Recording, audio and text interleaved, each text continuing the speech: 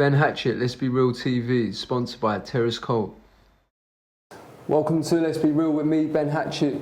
Today, a special guest, a good friend of mine, someone I had to get on. He's got a truly inspirational story, like myself. Phill, what's going on? All good, mate. All good. Yeah, man. Nah, thank you for having me on here, bro. Like, I've been seeing the work that you've been doing in your interviews with a lot of people, and yeah, it's inspirational, especially like where you've come from as well.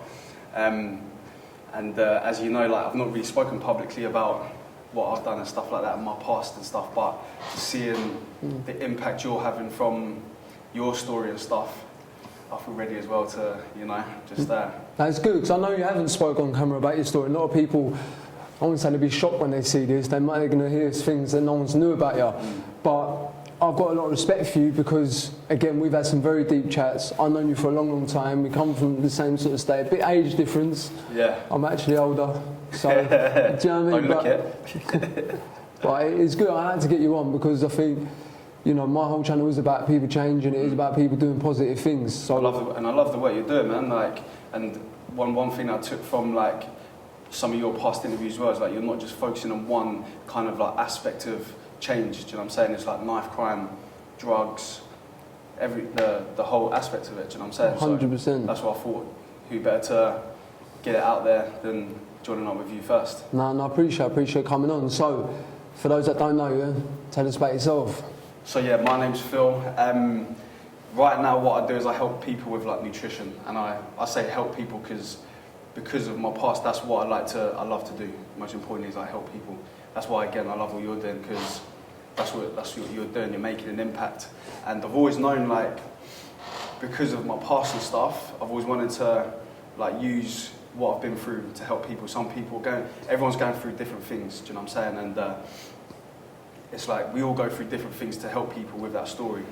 But yeah, I help people with like nutrition. Obviously, I'm big into fitness and stuff.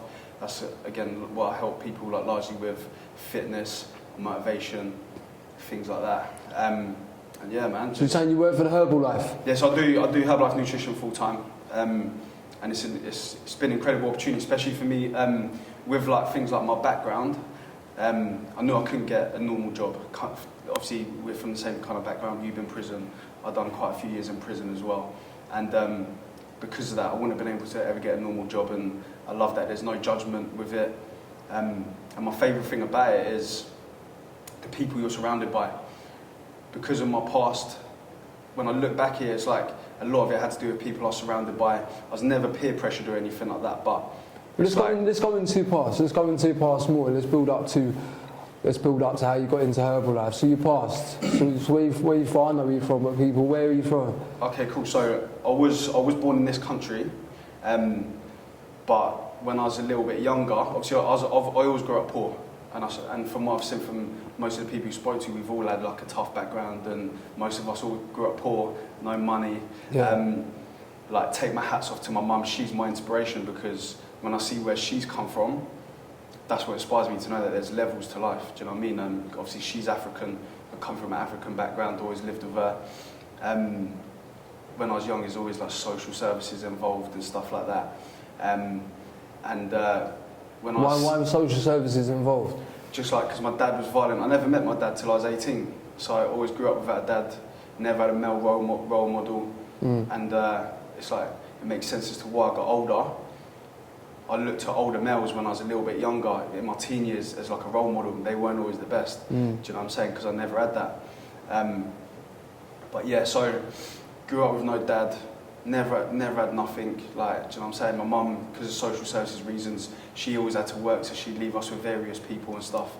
And one of my earliest memories was there being some crazy house fire in our house. Yeah. Yeah. Which like could have nearly killed us basically. And how old were you then? About 4. About 4. So from then, social services always involved in stuff. And when I was 7, my mum sent me to live in Africa for 3 years. So went there alone at first. So obviously I've got a little brother who I grew up with. So imagine I'm a kid brought up here, packed off to a boarding school in a country called Uganda, in Africa. And it's like, that's where it started for me. Do you know what I'm saying? They're like my earliest memories of life was like going to a place like that, didn't know anyone, foreign country, not speaking the language. That's going to be tough. Do you know what I'm saying? And I went to a boarding school where the school's motto basically was, one person talks, the whole class suffers. So my first day there, I'm getting beaten for what other kids are doing. Do you know what I mean? And but I don't regret those experiences. They're what toughens you. They're what makes you. It was just little things, man. Like, I remember my first day there, got a spelling test, got 10 spellings wrong, get hit 10 times for that. Is that what they do? Every day, daily beatings. So when you was doing the spelling test, was it in the English language? Or was it was in the English language. It was in English language. Yeah, they did teach English over there. Sometimes I'd get beaten for correcting the teacher on her pronunciation of words and stuff. Teachers never like that. They don't like that. They don't like that. Especially out there. That's it. But also that's where I kind of got my discipline from as well. I'd say I'm quite disciplined in terms of like how I treat my body and things like that. I lost some of that discipline. That's why I went down the route I went down for a while, but that got instilled in me from there. So you've gone to Africa, what, for 3 years? Went to Africa 3 years, So 7 till I was about 10. So you come back when you was 10. So you could just, when you come back to Eastbourne? Come straight back to Eastbourne, went straight back to my old school. And I wanted to touch upon something I saw that you said was like you never fitted in when you was younger, when you was in school and stuff 100%. like that. I saw that in one of your other interviews, and I was the same. Not a lot of people like even know this or remember this, but like that know me. But when I came back, I used to speak with an African accent where I'd been out there for so long, and so I never felt like I fit in. And I was always like the black kid. Do you know what I'm saying? And because Eastbourne's more, I'd say, more white minority. Predominantly white. Predominantly white. I'd say I don't get as much of it now, but I still get a little bit of racism here and there. It's not an issue now. Like, did you experience racism at school at 10? Definitely, yeah, a lot. And that's where the fighting started. When I came back, fighting a lot because of things like racist comments and stuff. How that made you feel, like 10 years old, like experiences racism? Did you understand it then? Did you fully get it, or was it burning your head out? How was it making you feel? I won't say the word, but I remember like someone called me the N-word, but I'd never heard of it because in Africa it's not really, people don't really say that. I remember someone said it to me. I went home and asked my mum what it meant, and she was like, she wouldn't tell me. And I asked someone else, and they would like basically explain what it meant. And that's when I had my first fight. Because I went back into school and had a fight with that kid over it.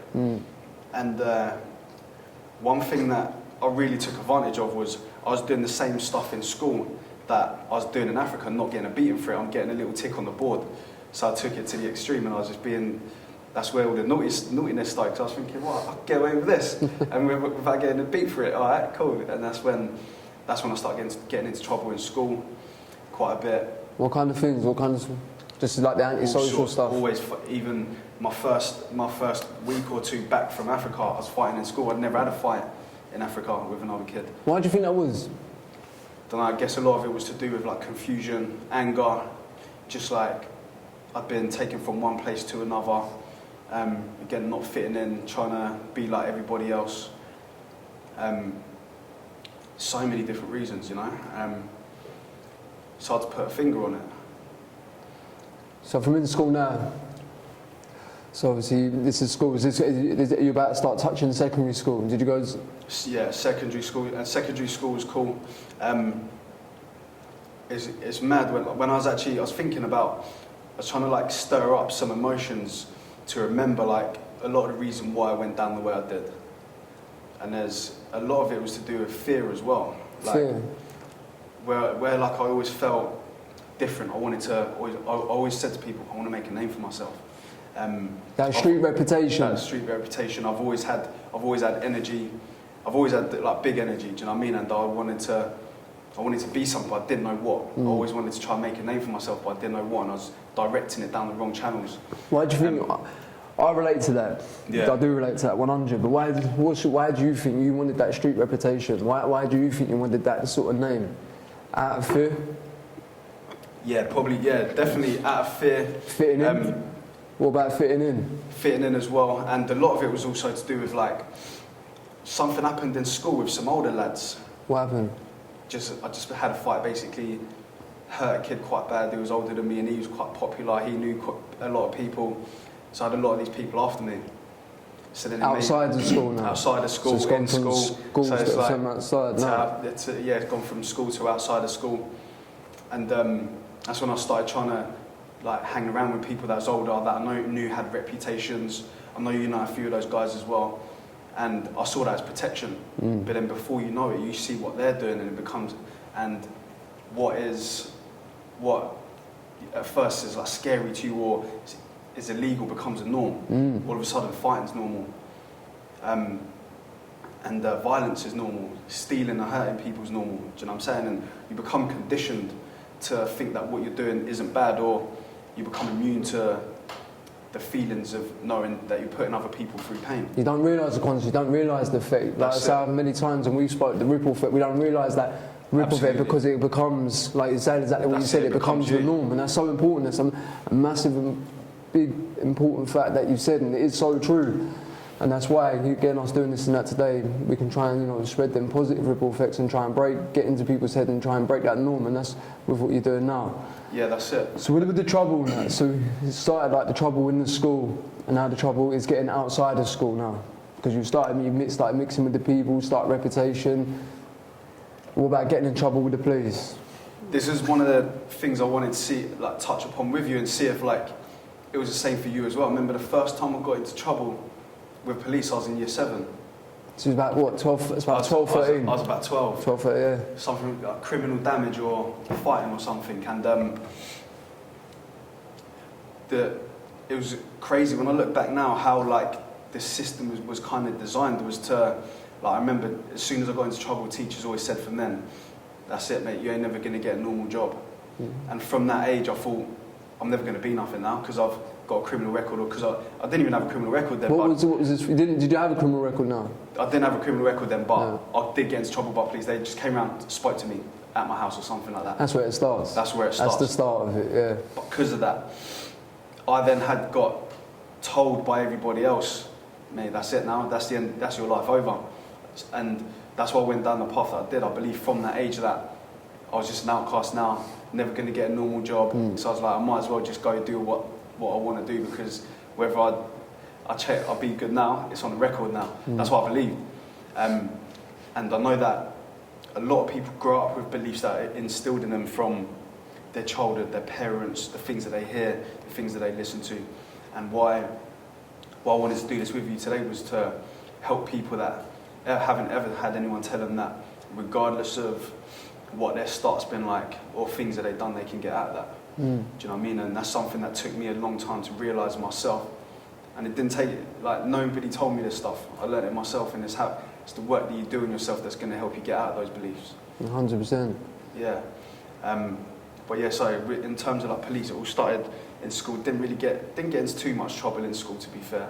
In terms of like police, obviously had that one little altercation in school that I said about I got arrested in school for taking weapons in school, things like that, because like I said, older kids are after me. Is that what I was going to say? Why would you take weapons? Protection? Protection. Sometimes there'd be people waiting for me outside school, people like with names and reputations.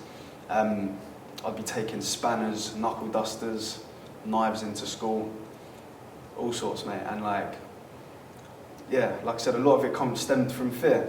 And that's why I enjoyed hanging around with people with reputations, because then it got to the point where I got a bit of a name for myself. If I got into trouble, I'd have people turn up to my school to wait for me in case these people turn up. And I kind of love that. Do you know what I mean? And I can see why a lot of people get into groups that they do, young kids joining gangs, even joining weapons, because it's that sense of protection. And that's what I started to have, and I started to like it. But again, that's when the violence started, because then you start doing what they're doing. Fighting becomes normal, you start to enjoy it. I remember there was a point in my life where I started going out drinking every weekend. That was also a lot. That was a release for me. I've always been quite a chilled up person. You can never really tell my emotions, and then that's why I like to get drunk, because then that's where my true feelings will come out, and I'll take that out on people as well. And I'm happy to say I'm substance free for 6 years now. Well done. But that played a massive impact into why I went down the road I did, why I did so many. I've been to prison 4 times, and a lot of it was also always substance use related as well. So let's get into like the first time you went to prison. First time I went to prison. What was the first time you went to prison? That was my first year out of school. So was that about 16? About 16. About 16, what I went to happened? prison. So you remember how it like gradually starts off like a visit from the police, then it's this, then it's youth offending. I was in the youth offending system from when I was about 13. So always on yacht. That's what they call it, youth offending team. Like probation for under 18 Probation, yacht. I know that word in ages. Under 18s, So I was always on that. Yeah. For one reason or another, fighting. In school I used to rob mopeds all the time, be stealing people's mopeds, joyriding, no helmet, no licence. Every night of the week and picking my mates up on the back of them. Yeah. I was that kid.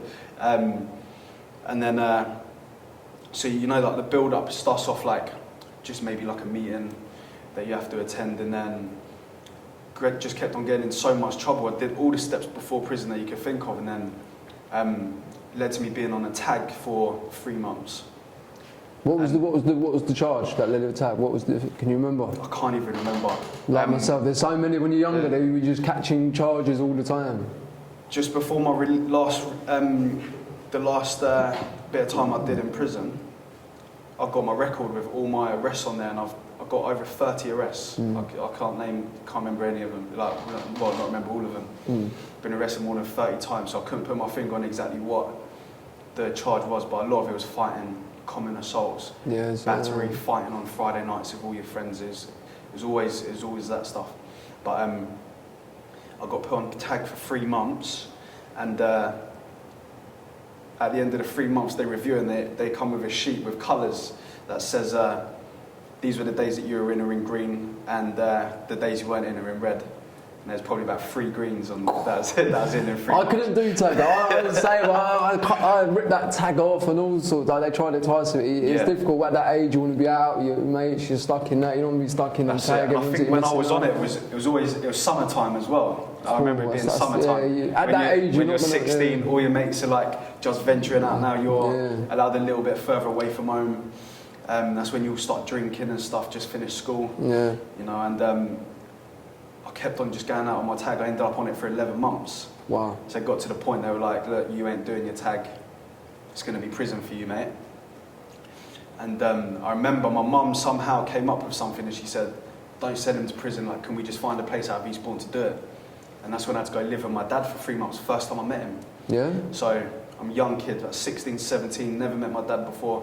Got packed off to live with him for 3 months. Where was this? Where was this? Up north, Doncaster. And we didn't really get on too well. He was complete opposite to my mum. My mum's always been motivated, loving, like never a drinker, never abusive, things like that. He was the complete opposite of that. And it must be difficult as well, because I can relate to that. It must be difficult as well, especially happened when you're younger. You've gone somewhere, not known, so you've gone out again.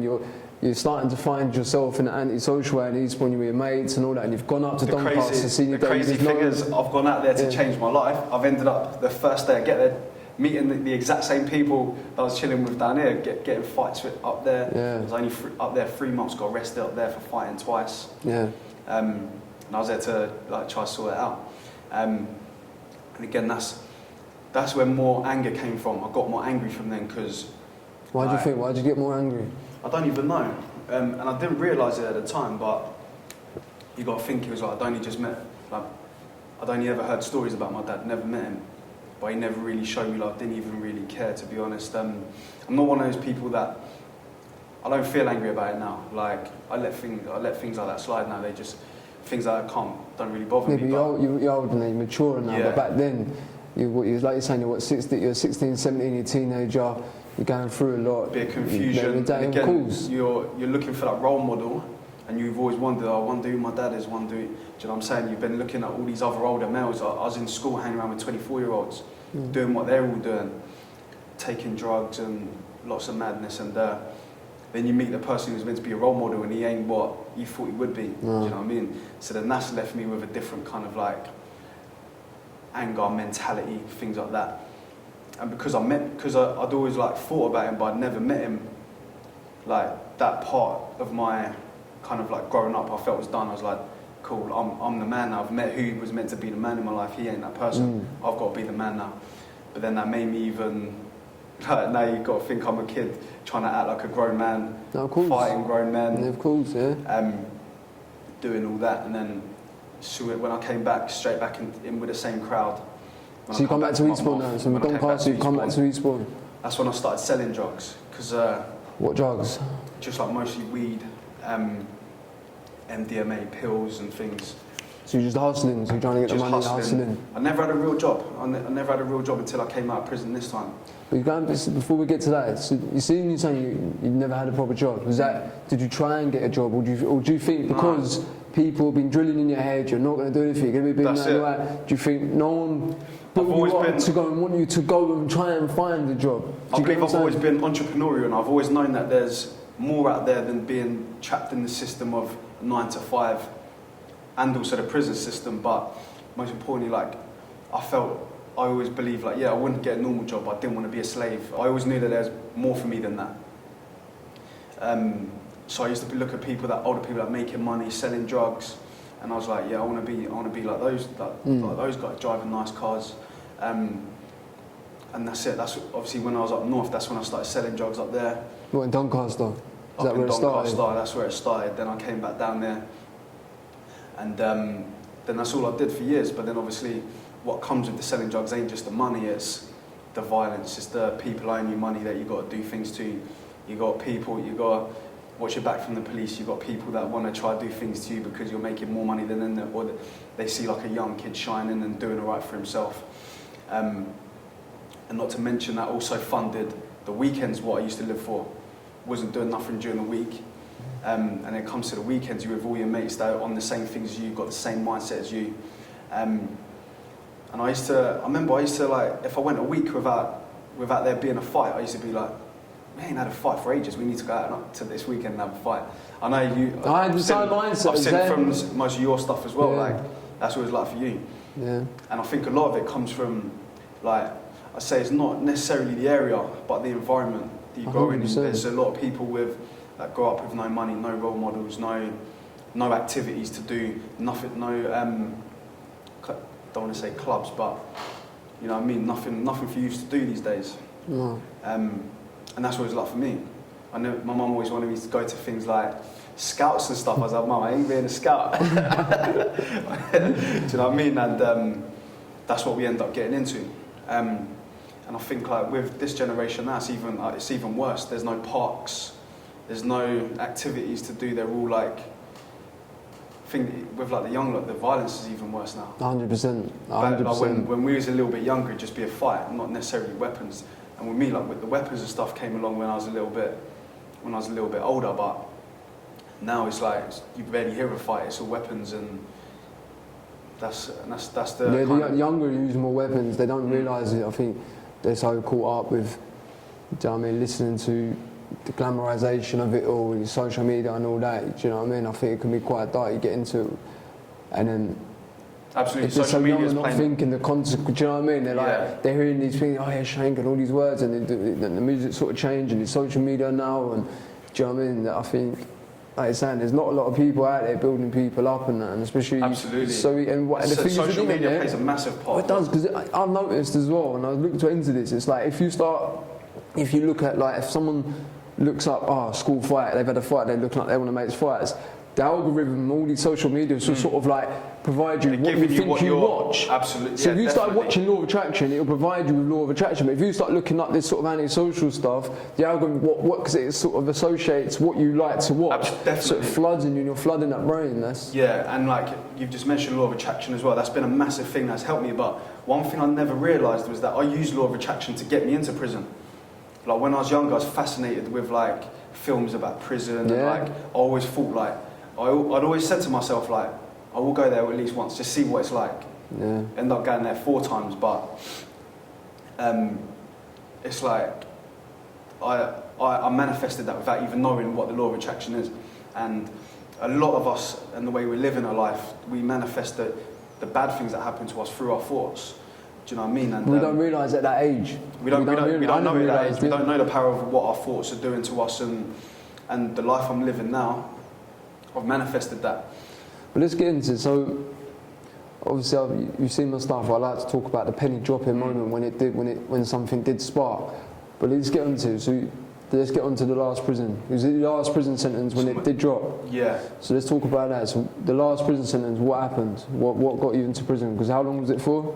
So I got sentenced to 8 years basically. I served 3 years. I got done for a GBH, Section 18 with intent, so stabbing. So what happened? You want the story of what happened? So again, this is something I've never shared publicly. I know that. I know this, Phil. I know it's a tough one. Yeah. But it's not anything I'm proud of, and it was a situation that didn't really need to happen. It was actually someone who like I considered like a mate of mine, and he was like a similar guy. Like he used to go out fighting every weekend, whatnot, be drinking and doing mad stuff, and just it was at a house party basically, and something's happened, and again racism. Like the kid kind of had an altercation with someone he was living with. My brother's tried to break it up, so he had a little bit of a fight with my brother. The next weekend I was at the same house having like everyone's partying and whatnot, and he just said something racist about what happened the weekend before, and he was like, obviously N-words getting thrown about and stuff like that. So then we've ended up having an altercation, and obviously I've picked up a weapon and stabbed him, and someone else has ended up getting stabbed in the process as well, where I was just, you know what I mean, things just got a bit wild, and again it was always alcohol related as well. It never needed to get to that. And you brought down your judgment. Alcohol, just surrounding that environment, alcohol fueled it, it's kicked off. That's it. Then seeing them words getting thrown around, that's triggering all that old emotion from you. Absolutely, that's it. It's like bully when you experience it, and the alcohol, it's just all come out. Yeah, and that's what used to happen quite like all the time. It was just always alcohol fueled. Like one thing I can do now is I can talk in a situation like that, and maybe even if someone said that to me now, I could try to talk to them and understand why it is they're kind of feeling towards me in that way, or why they need to say certain things like that. When you're young, and again, there's people there, you don't want to look like an idiot in front of other people, so you feel you've got to take it to another level to, like, show them that you're not that person to talk to you like that. That's not the mentality I have now, and I don't glorify that mentality. We're getting to that. And there's a lot of people that still do have that mentality, but yeah, so that's happened. I've ended up getting done for stabbing 2 people, and I got 6 years for one, 2 years for the other. I guess luckily for me, I'd done prison before, and I feel like everything happens for a reason. We might not understand that while we're going through whatever situation we're experiencing, but even those few times before that, each time, the 3 times I went to prison before the big one, was always longer than the last time before. Always is. And I feel like that was just getting me prepared for something big in my life that I never could, like, had control of was going to happen. And so where'd you go? So you got 8 years altogether. How old were you? How old were you at this time? I was 19 at the time. 19. I was 20 at the time. 19, 20. So you got this is a big sentence now. It's like big. I mean, it's the biggest one. We're not talking months. We're talking. You got years now. So I've gone to Lewis prison. I think you went there as well to start. Yeah, I've done Lewis. So I first went to Lewis. Luckily, I was only in there a week because I knew everyone there, and I got sent when obviously that's like a short-term prison. So everyone's in there's like it's a local. It's a local prison. No one in there's really doing like a big sentence, or you're just about to get released. And I'm literally day or 2 into a 6-year sentence. So I'm seeing everyone I know. They're like, how does that make you feel when you look back? Can you remember how you was feeling when you actually realised I'm not mum? This is years. Was it still sort of like? It's scary, man. Like obviously I've been through it before, so I knew what to expect, and I knew how I handle myself is gonna determine how my prison sentence would go. But then I also didn't know what the outcome would be of it because I'd never done that long before.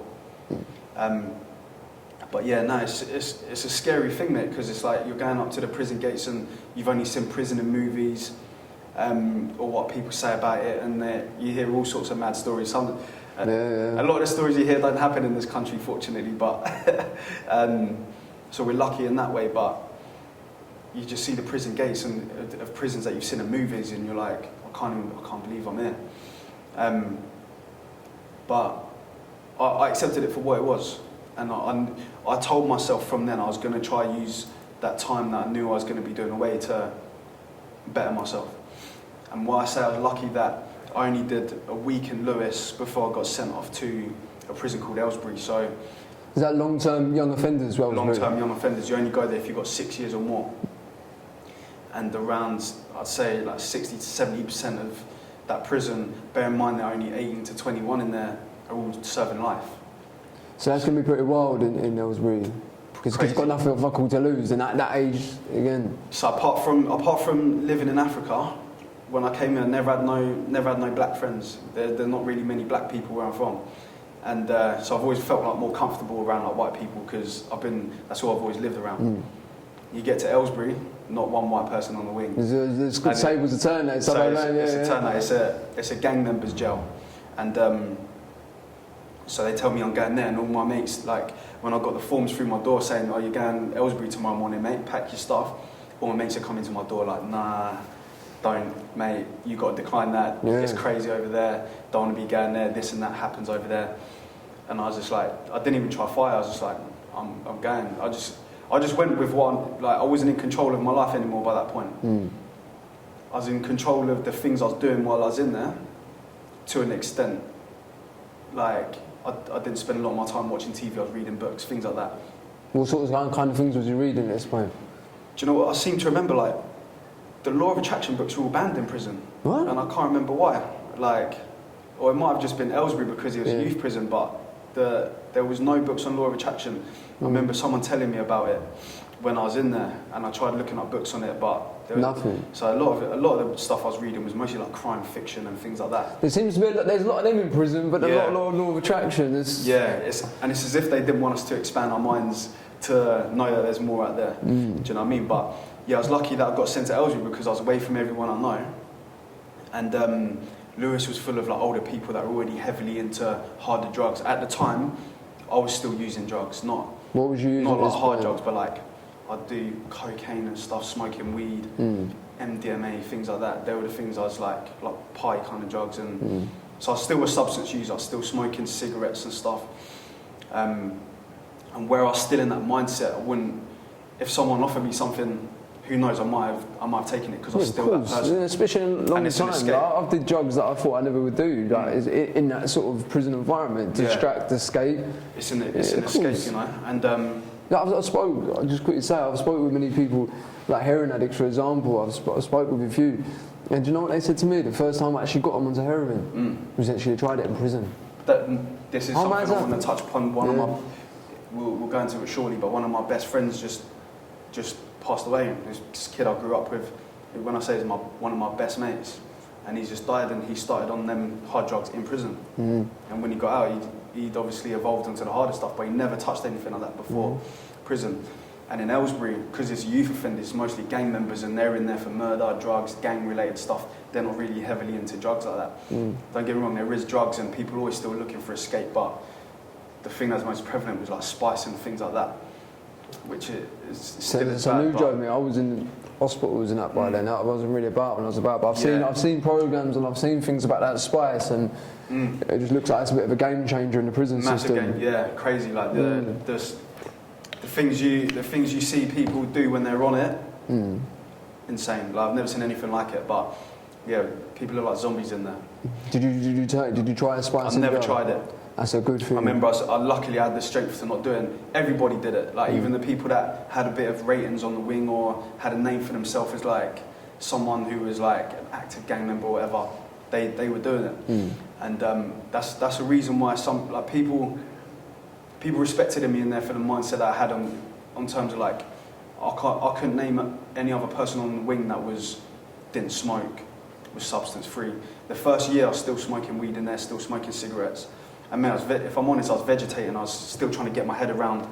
I've got this amount of time to do in there. And where the change started for me in there was like, because at the start of my sentence, I still had a few fights. At the start of it, I was angry. Why did the fights happen, mate? In there, over anything, mate. I know. But people, everyone know. Everyone knows what I was like in the system. I know, but I mean for you, because obviously. With difference, so sometimes fights can happen. I know I can start with saying, I wanted to sort of see, because a lot of your fights from school and that was because obviously you a lot of it was because you were starting kind of like because you was different. Like you're saying, you're not London. You weren't an active gang member. Do you know what I mean? Did you feel different in Aylesbury, or did you feel more fitted in? Like what? Do you get what I'm saying? Yeah, like I felt I was like at first obviously people need to like if you're not like people always are you know what it's like you go in there like where you from? Yeah. And then get tested. Yeah, you tell them where you're from and they're like oh cool if it's nowhere where they're like gang related and cool they just leave you alone. But they really do leave you alone. They won't even chat to you. Do you know what I mean? And this one, it was probably like a month or two into my sentence. So I just used to keep myself to myself, never bothered anyone, no one ever used to bother me. That's how it is, isn't it? It's the people that start owing money for debts and drugs and taking things off people and not paying them back and stuff. That's where the fights come from, do you know what I mean? And it is a high pressure environment. You've got to think a lot of testosterone, angry males in there, serious killers that won't hesitate to, even just for looking at you funny, they'll do something to you. I just remember we were coming out of the gym one time, and it was only usually in movies that in prison you like shower together. Do you know what I mean? But after gym in Aylesbury, everyone would have to shower together. So like we all come out of the gym butt naked. If you didn't shower, you weren't offered a shower back on the wing. So that was you. You'd either have to stay smelling or get into the shower with everyone else. I remember I've come out of the shower and I've walked past this guy. And but he didn't shower, so he's fully clothed. I'm like I was so early into my sentence, didn't even have flip flops or nothing. So I'm walking barefoot through the dirty water of that. I've been there. I've been there. Bro. Okay. And I've walked through a bit of a puddle. Some water splashed up on his shoe. And just for that, mate, he's took that as a disrespect. And as he's waiting for me to like put my stuff down, took my towel off, put it on the bench. Just as I'm putting my boxes on, he's coming, hit me from behind. Didn't really get me good, but you know it goes. Then we're just fighting in the shower, like you see in the movies, fighting butt naked, like everyone's watching. Crazy. And I managed to get the better of him, and from that, even though it's never the way I wanted to kind of like not even get a reputation for myself, but kind of like try to prove myself. But because of that, people saw what happened. They've seen that he's tried to do the snaky kind of thing, and I've ended up like getting the better of him and whatnot. People started to just be like a little bit nicer to me in that. But then why I say I was vegetarian was then because of that, I wasn't allowed to the gym for 6 months for having a fight that I didn't start. So like I started to feel the difference in my body, the way I was feeling. Like Would you always heavily into the gym and that as well? I was never into fitness. I used to play football quite a bit, and I'd never really trained. So I was skinny. People would say like, "Mate, you're looking skinny." People I didn't know would be like, "Why are you so skinny, mate?" And I used to see the boys. Like I just watched the other boys growing in there, so I was like, right, New Year's, I made it my resolution to start training, and that's where the change started, and that's why I love fitness, and I feel like I owe it to fitness for letting me live the life that I live now. That's why I love it so much. I train every day.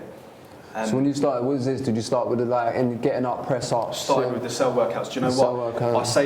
I say I started at New Year's. Cell workouts. Now about the cell workouts. So I say I started New Year's, but New Year's Day, I remember clearly, did 20 push-ups and I did 20 dips. So this is like a deal that you said to yourself. This is a deal I said to myself. I like that. Starting from New Year's, only I had myself to keep accountable. No one in there could keep me accountable. And I remember saying to myself, New Year's, I'm starting this. New Year's Day come, I did 20 push-ups, 20 dips. And so it started, Couldn't move for a week. So I actually had to start the week after once I recovered. But honestly, that's where the cycle of change started to happen. Just that one sort of like 20 press-ups, 20 sit-ups. And this is the mindset I have towards everything that I do now is the only way to motivate yourself is by seeing results, and that's what motivated me. I went from being one of the people who everyone used to be like, mate, you're so skinny. Like you get food or nothing, like what are you doing? Kind of thing. Everybody knows once you go to prison you start getting big. I started getting skinnier like than ever before. And got to the point where I was going harder than anyone. My mindset started changing. I stopped watching TV like during the day. I made a deal with myself. I'm not going to be watching TV during the day. I'd read books for 8 hours straight. Well, had the books sort of changed? Do you know what I mean? What was the kind of books now? Still the same books, but then I always remember, even though I was training, when I started training, I could never sleep. And I didn't put that down to training, and I remember speaking to someone about it because I literally had so much trouble sleeping. And they were like, it might be because you started training, your hormones are changing. And then so I've got this book about helping you sleep, and I can't remember what it's called, but it was a book about helping you sleep in there. So you start reading books about about meditation more self and mindfulness. Yeah. And that was I'd never even heard the word mindfulness until I read this book. And there was parts in there where he was teaching you about breathing. I'd never learned the importance of breathing. I started doing that. And I remember about my third or fourth time after meditating, I sat there for like 45 minutes straight with my eyes shut, and I felt things in my body that I've never felt before. And I was thinking, like, mate, it was honestly like being on drugs kind of thing. Like, this is like, I've not taken nothing, but it's How did you feel? How did it feel? Like, the only way to describe it is, like, my body felt like a lava lamp. Like, you just feel like everything in your body, like I just became present, and I'd never been present. I'd never like cared about health or fitness or like self-love or anything like that. And I've even grown to understand to even be a person that put myself in that situation came from not loving myself. How can you love yourself if you're doing things that you know are possibly going to put you in a situation where you're going to be surrounded by killers that could kill you at any moment? That's not coming from a place of self-love. And this book taught me like self-love, and people always ask me, what moment would you say that is that you changed, yeah? And I was going to ask you that. This is what I was going to ask you. And I would say it was when I was meditating that day. I love that. Honestly, I remember opening my eyes, and I just remember having a feeling of, I knew life wasn't going to be the same again after that session meditating. Would you say, see, people think I'm crazy when I say this, but this is why I had to get on, because we've spoken then, yeah. It's very similar, our story, very similar. Do you say you felt enlightened then? I wouldn't say enlightenment was the word, because like enlightenment's a whole higher level, and I'm still not enlightened, but I just knew from that point, from when I opened my eyes after meditating, like something had changed in me. And that's the only, a lot of people say, what made you change? I know a lot of people that have been to prison and they're not going to prison anymore, but their mindset hasn't changed. They've still got the same mindset, or their circumstances have changed, their environment's changed. And that's why they're doing a little bit better, or they're working a job but still got no dreams. Or I went from a person with no dreams to now I've got big vision, big goals, big dreams. Do you know what I'm saying? And when people say like we've all got mountains to climb, do you know what I'm saying? And I know everyone has their struggles, but I've had to climb a big one. And it's like when people say, how have you got from there to where you are now? And I'm not anywhere near where I want to be, but I know from where I've been, I've climbed a lot. And it's like, it was all down to meditation, and that's when I started seeing that vision for what life could be for myself. And what about your emotions now? Had your emotions started changing, carrying that burden, carrying that anger, that sort of, all that shit that you was carrying from them years? What about that? Where's that at? It's like, anybody that knows me knows I always keep my cards close to my chest. I'm a closed book. I don't really show no emotion. Even today, there's situations where I should be angry, but I'm not angry. I've never really been an angry person. And even in there, I was the same. But you got to think, energies, like, doesn't matter whether it's negative or positive, energy's always coming out from us. And then if you're around negative people, you're going to feel negative yourself. And in there, you're around angry, pissed off, mate, serious, like say killers, people, like, do you know what I'm saying? And that rubs off on you sometimes, so I'd still get angry every now and then. But I didn't really get into too much trouble in there. But in terms of like trouble, like while I was in prison, one thing I did always keep getting done was caught with phones and stuff like that, because I wanted to speak to people outside and whatnot. But that's really as far as like getting into trouble went. But then until the end of my sentence, so I left Aylesbury, came to Rochester, and that's when I knew everyone again. So what happened now? Now you start knowing people. Because I got released from Rochester, and they're saying that that's when you start coming a bit closer to home. You start seeing familiar faces. So my mate that I just mentioned that passed away, he saw my name on a board of people that was coming from Aylesbury prison to our prison. So he's kicked out his cellmate to put me in there with him. And obviously it was nice to see my mate, but we hadn't seen each other for 2 years. We'd gone different ways by then, and I could tell from the conversation we was having, the things we was doing. By then I was big into meditation, yoga, and stuff like all that started in there. Learning about how your body, like movement, how like motion is emotion, and how you move will affect how you feel, stuff like that. So I'm in the cell doing all that stuff, and he's doing whatever he was doing. And I did used to try to talk to him, but then I remember before, like I was there for a year, and before you know it, like you don't want your old mates from back in the day when they're getting in situations to think you're an idiot now, and like they're getting in situations, so then you've got to get involved because you don't want them thinking, oh, he ain't got my back, he's meant to be my best mate. And you know how it kind of goes in there. Sometimes if you don't stick up for your mates, you'll get hit for that because they're like, you're meant to be my boy and you ain't even backing me, so then they'll turn on you for that. So then I started getting drawn into them situations again. I started doubting all the growth that I'd had the 2 previous years. I was like, am I even ready to get out yet? And I remember when it came to release, I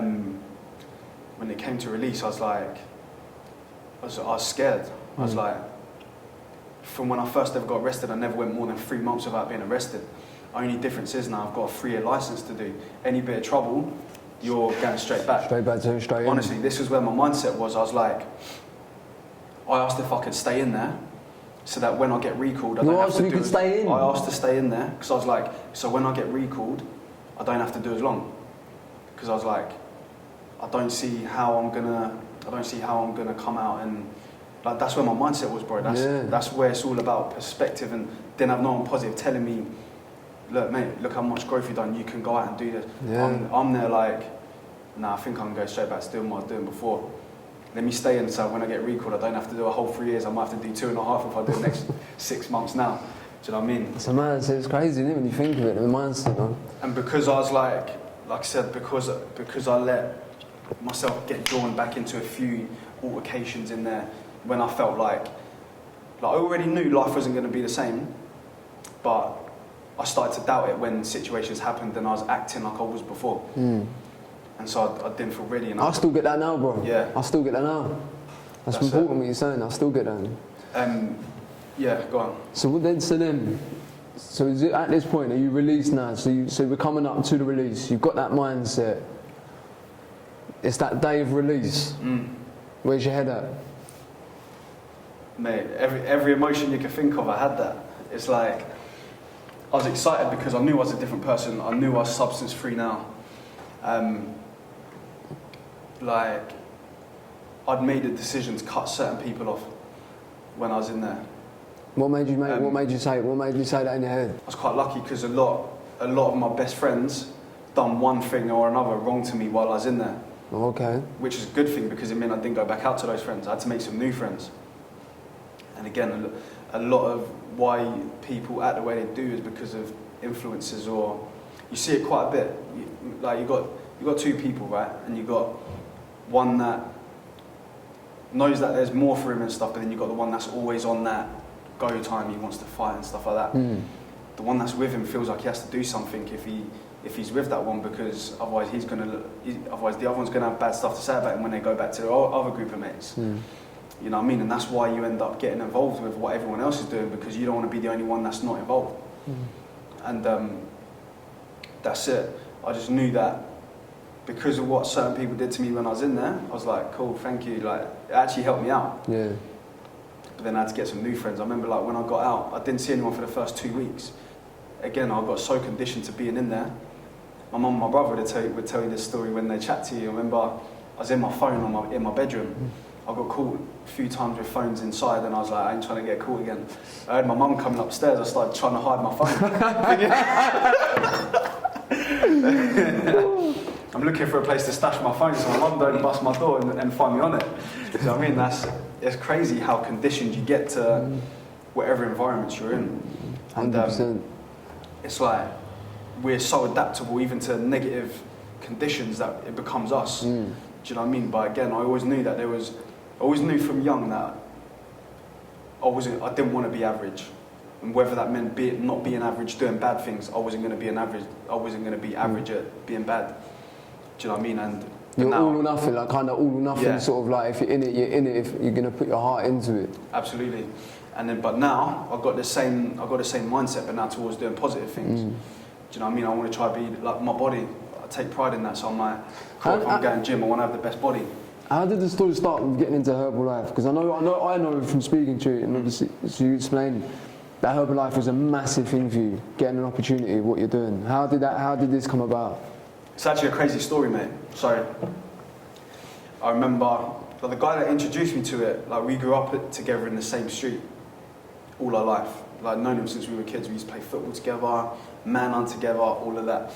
I remember I didn't even know what I was going to be doing when I came out of prison. I still didn't like. Do you know what I'm saying? Like I said, I've never had a normal job. I knew I never wanted to have a normal job. And they put you on courses before you get out to try to help you find work in the community ready for when you... Settlement, sort of resettlement. Kind of thing, yeah. So they're like, cool, when you get out, contact these people, they've got a job ready for you and stuff like that. And they do have some kind of help with people just getting released and stuff and helping them find work in the community. But I never looked at none of that. And I made quite a bit of money in there from like selling things and whatever, you know how it is. And where I didn't know what I was going to do. I remember 2 weeks before I got released, I've phoned my brother up, and he was like, "Oh, I've literally just left Dale." So that guy that introduced me, he's like, "I've just bumped into him," and he said, "When you get out, there's this Herbalife thing that he's doing. He's doing all right with it. Like, I've told him that you're into fitness and stuff, and he said, like, he's happy to work with you when you get out." So I was very lucky, like, that I had that. A lot of people ain't got an opportunity. I remember I was so excited. I got off the phone. I took 3 of my mates into my cell, and I was like, "Boys, listen, my brother just told me," because we was all getting out around the same time. I was like, "Listen, there's this thing," and obviously he briefly explained that it's all about building your team. So I'm thinking, cool, he looks like he's half normal. He's not smoking spice. He's like he goes gym. So I might have my first 4 team members in here already, ready for when they get out. You didn't waste no time, did you? Not wasting no time recruiting. So I took all 4 of them into my cell, and I was like, "Boys, look, I've just got off the phone to my brother. I don't know what you boys are doing for money when you get out, but there's this Herbalife thing that he's mentioned, and I'm trying to explain after one conversation how it all works, how he said that building your team works." I was like, "Mate, you're saying there's people making 100 grand a month? Like, mate, boys, we can get out and do this." I was the only one that went out and done it. They're all back in prison, a few of them doing more than 10 years.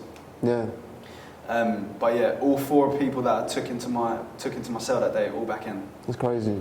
But it's not. It doesn't surprise me, to be honest. It doesn't. No, it's sad. A lot of people are in and out, and I knew I didn't want to be that either, because what used to scare me was speaking to 50-year-old men in there that have got grown-up kids, and they're going, "Honestly, mate, this is the last time I've been in 12." And I was like, "I'm not waiting until I'm 50. You just know it's bullshit as well. Yeah. Do you know what I mean? The intentions might mean it might say that, but I think you can always... I said that after my first time. Yeah. But you asked about Herbalife, so that's when I made a decision that I was going to do that. And I remember when I got out there, I got a job in a hotel for 2 weeks. That's the only real job I've ever had, and I hated it. But I doubted myself and what I could do with the Herbalife stuff. Why did you doubt yourself? Self-belief, man. Like you got to remember, I'd never had I couldn't talk to. I'd never spoken to professionals. I'd only ever spoken to drug dealers and people that was on what I was on. And then being inside, you're only conversating with the same people in there. I'd never I remember this. I used to get anxiety, having to talk to people that weren't doing road. Do you know what I mean? I went into a bank one time before I went to prison to use a phone for one reason or another. Can't remember why. He's gone off. I've ran out of the bank because I was like, I can't talk to these people. I just didn't feel normal. Do you know what I mean? And that's it. I always never felt like I was good at speaking to people as well. And when I saw what you'd have to do, I was like, no, I don't think I can do it.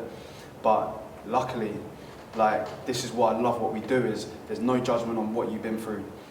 They're willing to help anyone who they see potential in that, wants to put in the work. And it's about who you surround yourself with. The people that do what we do, there is people that have come out of prison and being successful. And you're only going to be surrounded by people that are only ever trying to level up in life. And I was looking at my old friends. I've just come out for doing 3 years in prison. all my old friends are ringing me up. I'm looking at their social media, I'm seeing them, and I'm thinking, you literally are doing the same thing that I left you lot doing. And I knew that even though I hadn't really started making money when I got out, or hadn't really yet started making an impact, I knew that I'd grown as a person from them. And I was like, how can people who are free still not have grown any more than you've been out? How have I grown and I've been stuck like behind the door? And like I've realised that a lot of people are in prison, but it's a prison in their mind. And the work that you do in yourself, can you free you from that? Do you know what I'm saying?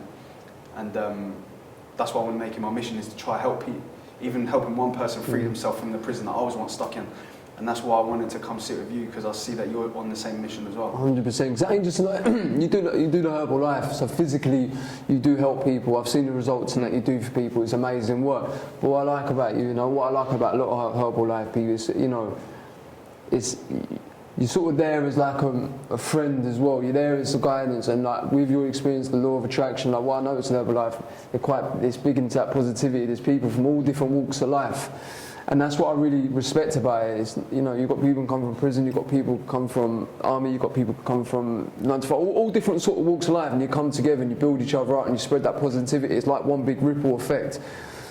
And then that's what I really respect about it. And I like, again, that, it's you're sort of like, I wouldn't say I don't know about life coaching, but it's like you're sort of there to support people, because it is like, people like flat and they're feeling shit and they come to you, you're building them up, giving them nutrition advice, you're setting them sort of camps, and it's like a community as well. It's like a sort of support. It's all stepping stones, isn't it? Like to be successful in Herbalife, you have to not just help people with the physical aspect of stuff, but help change people's mindsets.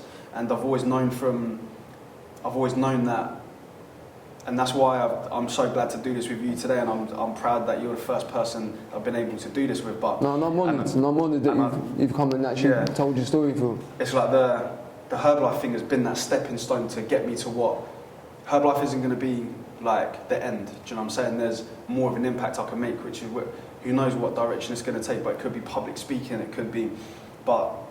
Do you think it's giving you that self-belief now? 100%. Because you said before 100%. You couldn't even talk to someone in a bank. 100%. Now, I should imagine you talk with people, from all different sort of walks of life. Definitely. Like, even little things like doing the presentation that I had to do for my first client, I refused to do it. My coach that brought me in had to do my first 20, because I was like, no, I can't do it. I couldn't even speak to people that I knew about it. I had to let him do it, and then until I got that confidence to start making a bit of money, I was like, do you know what? Actually, I saw the potential, and that made me want to work harder on myself. And it's the person I've become in the process from being around Herbalife people. Being in a 9 to 5, no one's energy would have rubbed off on me to want to grow. Do you know what I mean? And with this, we're around people that only want to level up, and like you said, the ripple effect, it just rubs off on you. And whatever energy you put out, that rubs off on other people. Let me ask you a question. So when you got some of your clients, they come in, they're a bit, a bit disconfident, they're not happy with their body, a bit mentally, a bit shy, whatever. You must be thinking of people, because you're smiling, right? You must be thinking, so do you know you've got this person, and then let me just ask this, you've got this person, that's how I said, and you took them in, and you're working with them, you're getting them training, you're getting them, you're getting their supplements together, and like building them up as a person. Does this happen? I'm just saying it, yeah? And like, let's say 3 months down the line, and they're feeling better, they're a bit more, they're bounced alive. How does that make you feel? There's no better feeling, and that's another reason I love what we do, is because we're working with purpose. Do you know what I mean? And like, it wouldn't be right for me to not offer people the same opportunity that I've been offered. That's changed my life massively. Like, I want to go a little bit back to before, but when I said I was unsure about what I wanted to do, the money that I made in there, I was thinking, I'm gonna have to invest in some drugs and go sell it. Do you know what I'm saying? To make some money. I'd said that to my coach, and he was like, bro, you don't need to do that. Do you know what I'm saying? And like, the amount of gratitude I feel to that guy for like helping me like that. Knowing that I've done that to one or more people, and knowing that I have the power and the opportunity to offer that to more people. And do you know what? The one thing that I have that most people don't have when it comes to speaking with someone who doubts himself is no one can doubt themselves in front of me or tell me about their experiences in front of me and think that they're going to get away with using that as the reason why they're not doing this, why they're not doing that. Because I'm like, mate, I've been here, I've been there. This is what I'm doing. Like, I have that same belief in you. And sometimes what people need is someone who can believe in them more than they believe in themselves to start off that initial cycle of belief in themselves. Is that what Dale did for you? And that's what Dale did for me. Big up Dale. Yeah, shout him out. Shout you out, Dale. Yeah, I love that guy. But no, that's it. But it's important you saying that. He knows that, and I tell him all the time. I message him randomly, bro. I love you so much for what you've done for me, bro. You changed your life, like you said. There's 5 you out in that cell because you took 4 people in that cell. So and even that was a ripple effect. But you just them in your cell.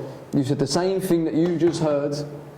And look where you're at, and look at them other 4 people, and 4 people back in prison. That's it. And again, that's thanks to the Herbalife opportunity for presenting him the opportunity to be able to show me the way. Do you know what I mean? And like I said, the amount of gratitude that I have towards that guy is now what keeps me. I should do it for me, and I do it for me, and I do it for my family. I bet your mum's proud as well. I do it for my mum. She ain't, mate, since I was a kid, this is the happiest she's been in years. She ain't got to worry about where I'm, like, even if I don't chat to her all day, she ain't got to worry that I'm in a cell somewhere, or I've been beaten up, or I'm in prison. It's the ripple effect again when you're alive. It's the effect that we have on others who don't know us. And like I said, I owe it to myself, I owe it to my family, but now I also feel like I can't let him down. So I'm like, I need to work harder than ever to make more of an impact, because that's what he's done for me. And again, it's that gratitude as well. And that's a big thing that plays a part in why life's the way it is now. I rarely have a bad day, and even if I am into it, even if like bad things happen, I still manage to be like, look, I've woken up, all my fingers work, my body's working. There's somebody that's got a lot more than I have that's woken up, and they ain't feeling good. Their body ain't working. Do you know what I'm saying? Things like that. Feel like they get lifelong term conditions, and I ain't got that. So I've got everything to be happy about. And that's also a message that I try to always give to people as well. Even on like Instagram, I'm always posting, so grateful, so grateful, so grateful that we're seeing another day. No, I'm always seeing your stories, bro. Do you know what I mean? And you're the same as well, bro. Like, there's nothing more powerful than gratitude, bro. When it comes to like you starting to look at life from a different perspective. If you're a person that looks at it from a negative one and trying to look at it from a positive one, gratitude is that one word that I can say. Start being grateful for, even if you feel like you got nothing. When I tell you, I grew up in, like, when I lived in Africa, I was walking down the road to collect water. We don't have no running water in the house. I had to go collect it. Do you know what I'm saying? We ate the same meal every day. I've came from nothing, but I was still grateful for that. And even now, even when I was in prison, that's when I learned about gratitude as well. And just being grateful that, like, we're getting fed every day. I had a bed to sleep on. There's still someone who's not in prison who ain't even got a bed or food. Do you know what I mean? And I try to look at everything like that now. And the more gratitude you show, the more you get back in abundance. I wake up, even this morning, I wake up and by the time I brush my teeth, I already said said thank you 100 times. I know you do the same. You practice the same thing. It's about, there's one thing I learned, one saying, it's easy to look at what we haven't got. But, we do need to appreciate what we have got and show that gratitude for the things that we do, because it's hard where a lot of people get caught up. And, I want this, I want that, do you know what I mean? We get around. That's where social media plays a big part as well. Massively. Do you know one thing I've learned is, like, I know people that have big followings and they're still, like, unhappy. They're still, like, people that look like they've got all the designer, they're still chasing what someone who's more drippier than them's got. No one's ever satisfied with what they've got, and social media does play a big part in that. The one thing I really relate to you in that we're both here today, having this opportunity. The universe has made this happen today because 2 people, one person on my side and obviously Dale on your side, gave us an opportunity. Heard do you know what I mean? Saw something in us, and that's why we're both here, and that's how we're both doing what we're doing. What advice would you give? What would you say to people that, that have walked your life, that are going through it, how to change, what to do? What advice would you give? Do you know what, yeah? I'm seeing now more than ever, yeah? With what's going on in the world, there's a lot of people We're in lockdown right now. So a lot of people are spending a lot more time alone than they would have before, and they're discovering themselves. They're discovering health. They're discovering their entrepreneurial side about themselves that they never had because they're out of a job. Do you know what I'm saying? They're not drinking. They're not spending time with mates and as a distraction. And my bit of advice was it's not as extreme as prison, but to people living in lockdown has been like a prison for them. Obviously, they still get their phones, still got their TV, they can still go out. But a lot of their privileges and freedom's been taken away. And I'd say use that to your advantage, and a lot of people already are. And that's where I use that mind to my advantage. And for me personally, all my growth has happened and does happen when I'm on my own.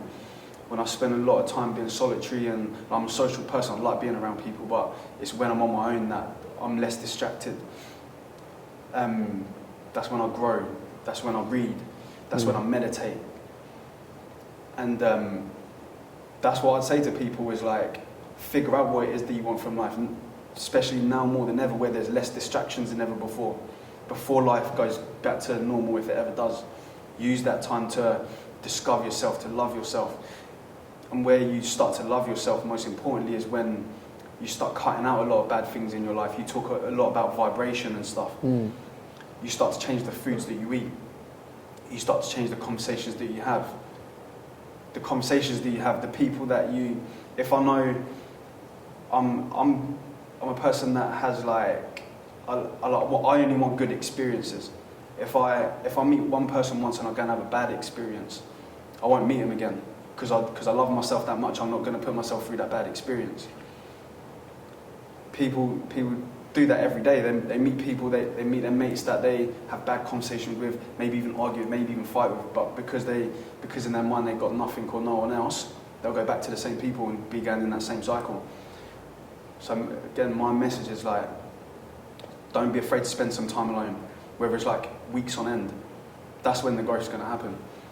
Don't be afraid to pick up that book while spending that time alone and dig deep into yourself and figure out what you want, what it is that you want out of life, and evaluate whether your rituals and the things that you're doing every day are putting you on track for that thing that you want. And if it ain't, then it's got to be cut off. And as brutal and as savage as that sounds, I'm a person that I'm not afraid to cut people off now if I think that they're gonna stand in my way of what I know that I want out of life. Do you know what I mean? Just be clear on what you want in life. And also, same as what we've both got. Don't be afraid to reach out to someone that you know is going to keep you accountable and show you that path. Do you know what I'm saying? A lot of people ain't got that. A lot of people ain't got a role model. I reach out to a lot of people sometimes that ain't even reached out to me, but then it does turn out that they wanted my help, but they were too scared to reach out. And if you're one of them people, don't be afraid to reach out to someone that you know can help you and take their advice as well. So the future for Phill. So how can people follow your style? How can people follow your journey? How can people get hold of you? Because I think a lot of people are going to see this. And so yeah, you can follow me on Instagram, Philly24fit. I'm sure you'll put my tag somewhere. Yeah, I'll put the link in the description box. It'll be, Facebook as well. I'm quite active on Facebook. Yeah, be sure to follow me on Instagram. And obviously we're going to be doing a few bits together so people will see me on yours and stuff. But yeah, no, it's I've enjoyed talking with you, man. It's even for myself, it's brought out a lot of